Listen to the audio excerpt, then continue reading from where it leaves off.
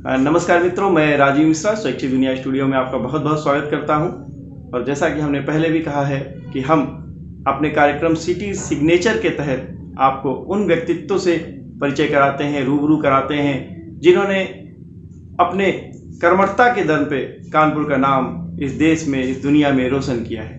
और आज जो शख्स हमारे साथ इस स्टूडियो में मौजूद हैं वे कोई और नहीं बल्कि जाने माने चिकित्सक डॉक्टर अवधेश कुमार दीक्षित जी हैं, जो कि जेके कैंसर इंस्टीट्यूट कानपुर के पूर्व डायरेक्टर रहे हैं और निवर्तमान में नारायणा इंस्टीट्यूट के प्रधानाचार्य हैं। मैं आपका बहुत बहुत स्वागत करता हूं अपने स्टूडियो में जी। और अपने दर्शकों को आपका परिचय अपने मुख से देना लगभग सूरज को दिया दिखाना होगा, क्योंकि हम जितनी भी बड़ाई आपकी करें लगभग वो कम है। तो मैं चाहता हूं हमारे दर्शकों को आप अपना परिचय स्वयं दें कि कहाँ से आपका शुरुआत हुआ, क्या पढ़ाई लिखाई हुई, कैसे आपने ये चिकित्सक का जो पदभार है ग्रहण किया, और आपके जो माता पिताजी हैं वहाँ से भी वहाँ का क्या बैकग्राउंड रहा, ताकि वो हमारे जो दर्शक हैं वो आगे भी इसको रेफरेंस ले सके। हमें नहीं मालूम कि बात कब तक इतिहास बनेगी, लेकिन ये इतिहास में ऐसा होता है, मैंने देखा है कि जब लोग ढूंढते हैं कि अच्छा अमुक सज्जन के जो महान हस्ती हैं उनके जो पारिवारिक बैकग्राउंड थी वो कैसी थी, तो मुझे पता है कि आपके जो पिताजी शायद वो प्रशासनिक सेवा से रिटायर्ड हुए थे। तो इस तरह मैं चाहता हूँ कि अपना संक्षिप्त परिचय आपके मुखारबिंद से। राजीव मिश्रा जी, आपको नमस्कार करता हूँ। आपका प्रयास ये स्तुत्य है, क्योंकि आज विश्व कैंसर दिवस है और मैं कैंसर का आदमी हूँ, कैंसर का उपचार करता हूँ। जहाँ तक मेरे पारिवारिक बैकग्राउंड की बात है, मेरे पिताश्री एक प्रशासनिक अधिकारी थे और उन्होंने मुझे चिकित्सा जगत में जाने के लिए प्रेरित किया।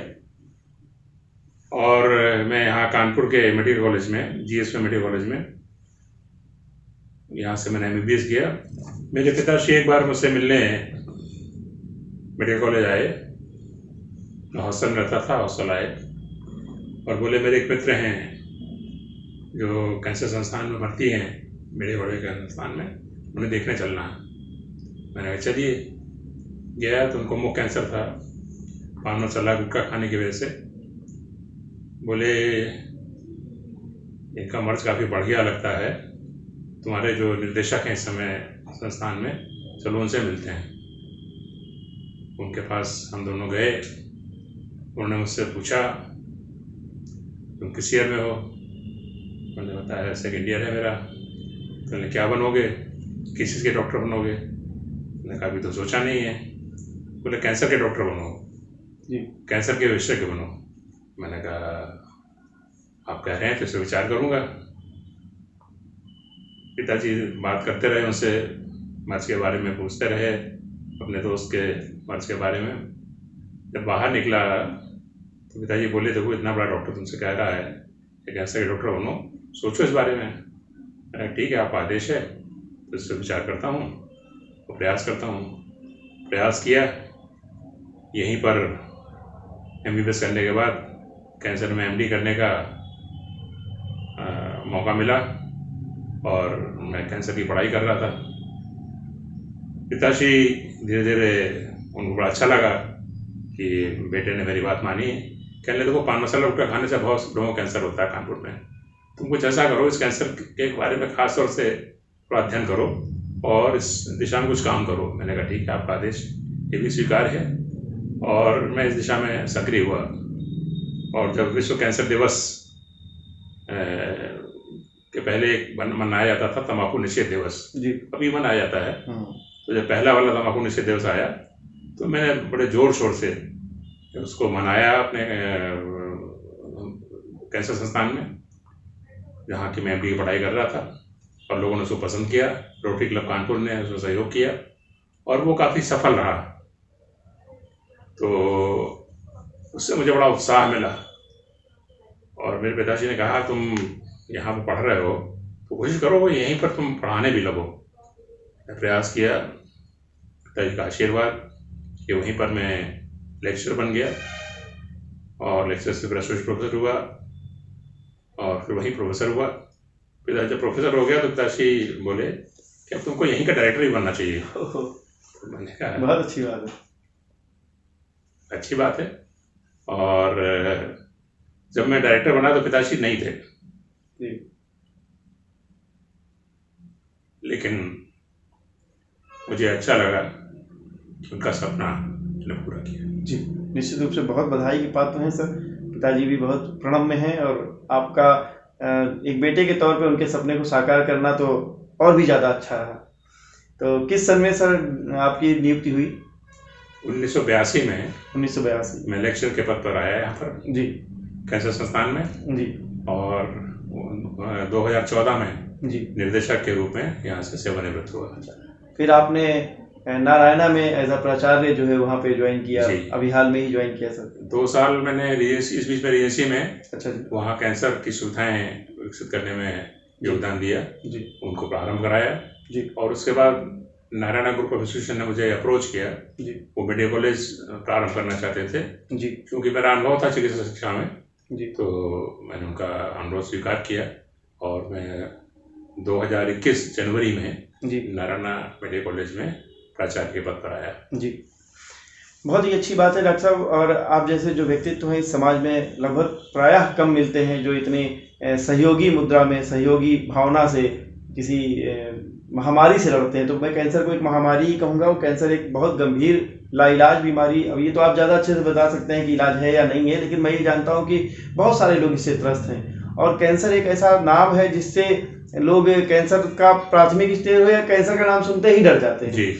आपने मुंह दिखाई कार्यक्रम और बहुत सारे कार्यक्रम कैंसर को लेके चलाए, ये भी मेरे संज्ञान में है। तो मैं जानना चाहता हूँ कि कानपुर जहाँ पे लोग गुटखा भी बहुत खाते हैं, लोग थोड़े से इतना हेल्थ कॉन्शियस है कि नहीं है मुझे मालूम नहीं है, लेकिन आपका कैसा अनुभव रहा कानपुर शहर को लेके और कैंसर बीमारी को लेके?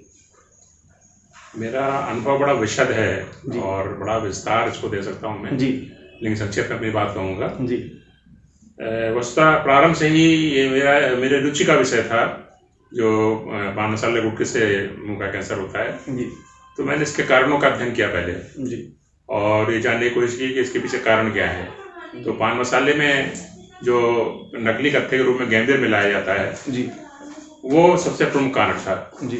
और तंबाकू साथ में, मतलब करेला नींद चढ़ा हो जाता था। हाँ। तो उससे कैंसर होने की संभावना होती थी। पहले प्री कैंसर बनता है और प्री कैंसर के बाद ही कैंसर बनता है।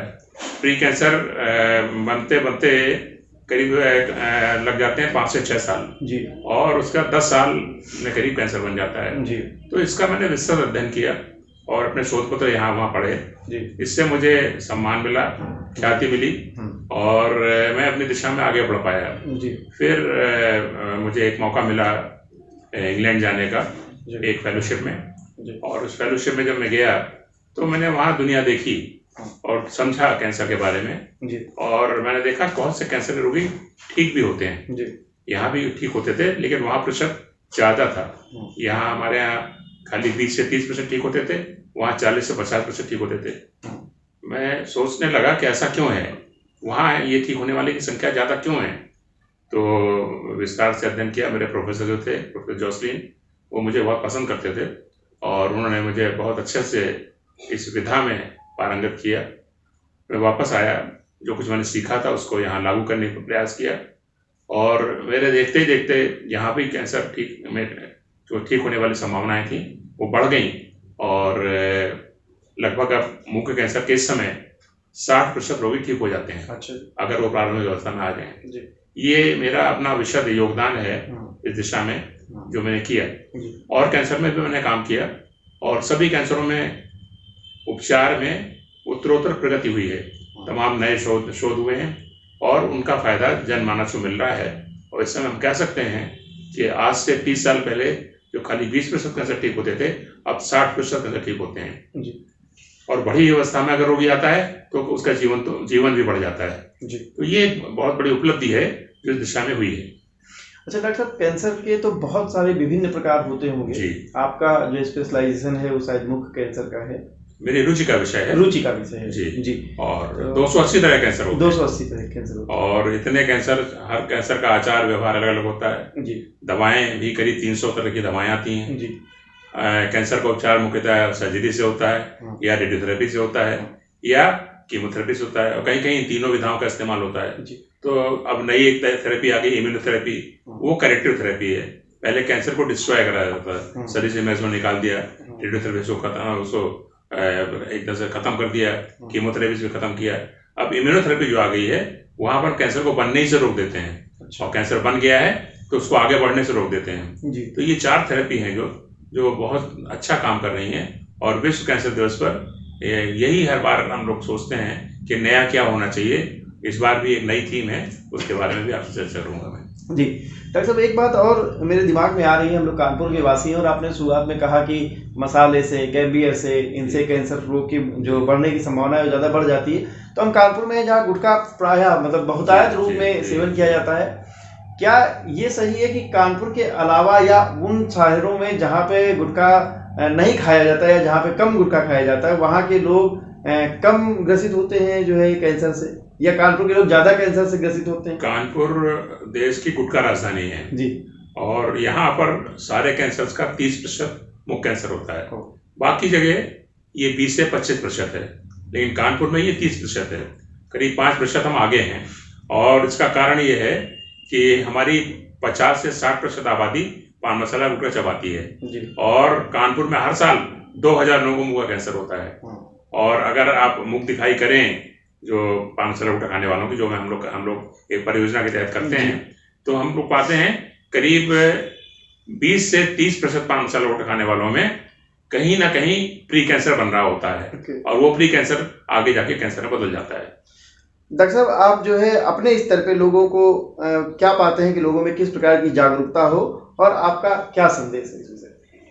मैं जानने की कोशिश करता हूँ कि ये व्यक्ति पान मसाला गुटखा क्यों खा रहा है। बहुत से लोग कहते हैं कि एक लत सी मुझे महसूस होती है और अगर नहीं खाता हूँ तो मुंह सूखता है मेरा, तो मैं क्या करूँ डॉक्टर साहब, कैसे छोड़ूं? तो हम लोगों ने थोड़े टुटके निकाले। टुटके ऐसे निकाले कि हमने कहा भैया ऐसा है, मुंह सूखता है तो उस समय 1 गिलास पानी पी लिया करो, तो उससे मुंह आपका तरल हो जाएगा और फिर लत थोड़ी देर के लिए आगे बढ़ जाएगी। तो कुछ लोगों ने ऐसा प्रयास किया, उसका फायदा मिला उनको। उन्होंने जब पानी पिया तो उनका मुंह फिर पहले ऐसा हो गया और उन्होंने थोड़ी देर के लिए पान मसाला गुटखा नहीं खाया। कुछ लोग कहते हैं मेरा कंसंट्रेशन से बढ़ता है। कुछ हमारे पत्रकार मित्र हैं, वो कह रहे थे मैं इसको ना खाऊं तो मैं लिख नहीं पाता उस ढंग से। तो मैंने कहा ये भी आपका वहम है। हमने कहा एक आर्टिकल लिखिए आप बिना पान मसाला गुटखा खाए, और वैसे ही आर्टिकल लिखिए पान मसाला गुटखा खा के, और दोनों को अपने संपादक को दिखवाइए। संपादक महोदय आश्चर्य पड़ गए कि जो बिना पान मसाला गुटखा खाए लिखा था वो ज्यादा अच्छा लिखा था। तो ये सब वहम है कि पान मसाला गुटखा खाने से उनको जो एक सेंस ऑफ वेलबींग मिलती है, उसका कारण है कि हमारे दिमाग में रिसेप्टर्स होते हैं कुछ, उनको डोपामिन रिसेप्टर्स कहते हैं। वो रिसेप्टर्स उत्तेजित हो जाते हैं तंबाकू से, गैम्बियर से, और उसकी वजह से हमें सेंस ऑफ वेलबींग अनुभव होती है। तो ये लत का कारण बनती है, और ये लत छुड़ाना एक मुश्किल काम है। इसमें कैंसर मनोवैज्ञानिक का रोल होता है। कैंसर मनोवैज्ञानिक व्यक्ति का परीक्षण करता है कि व्यक्ति स्ट्रेस में है, एंजाइटी में है, या डिप्रेशन में है, या किस वजह से पान मसाला गुटखा खा रहा है, और फिर वो एक प्रोग्राम बनाता है, और प्रोग्राम बना करके बाकायदा उस पर काम किया जाता है। और ऐसे बहुत से लोग हैं। मेरे साथ एक महिला हैं जो कैंसर मनोवैज्ञानिक हैं, उन्होंने काम किया मेरे साथ। वो अमेरिका तक गई अपने शोध पत्र पढ़ने के लिए, और उन्होंने कर दिखाया कि ये छुड़ाया जा सकता है बशर्ते हम हर एक व्यक्ति पर अलग अलग ढंग से काम करें। तो ये एक बड़ा काम है और इस दिशा में काम हो रहा है। और इसीलिए जो थीम इस बार की बनाई गई है कि closing the gaps in cancer care. Cancer care में गैप्स बहुत हैं। जैसे व्यक्ति मान लो सर्जन के पास पहुंच गया, सर्जरी कर दी, जबकि वहाँ सर्जरी नहीं, पहले रेडियोथेरेपी होनी चाहिए थी या कीमोथेरेपी होनी चाहिए थी। तो वो जो एक छत के नीचे अगर सब कुछ है तो वहाँ पर एक ट्यूमर बोर्ड हो, कैंसर के सारे डॉक्टर बैठें और तय करें कि इस मरीज के लिए क्या ट्रीटमेंट करना है। यानी उसको हमें दर्जी की तरह टेलर करना है ट्रीटमेंट को, कौन सा ट्रीटमेंट सबसे ज्यादा उपयुक्त है। इस दिशा में काम हो रहा है। इस तरह से हम जो गैप्स एग्जिस्ट कर रहे हैं उनको हम क्लोज कर पाएंगे कैंसर केयर में। यही थीम है इस बार की। विभिन्न विभागों के बीच में समन्वय और सामंजस्य स्थापित करना, ये बहुत बढ़िया बात है डॉक्टर साहब।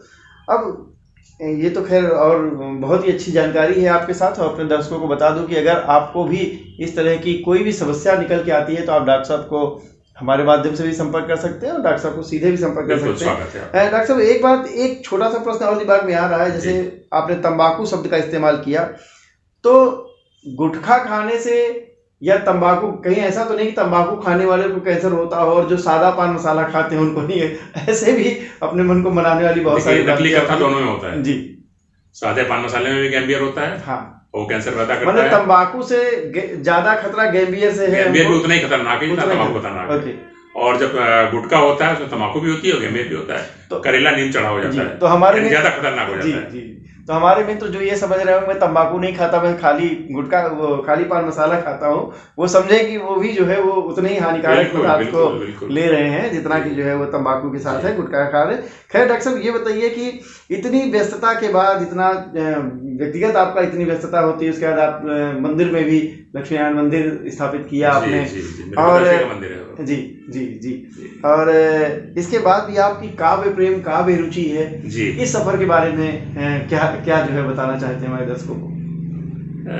मुझे कुछ कविता पढ़ने का शौक था बचपन से जी, और हिंदी में मेरे नंबर बहुत अच्छे आते थे जी।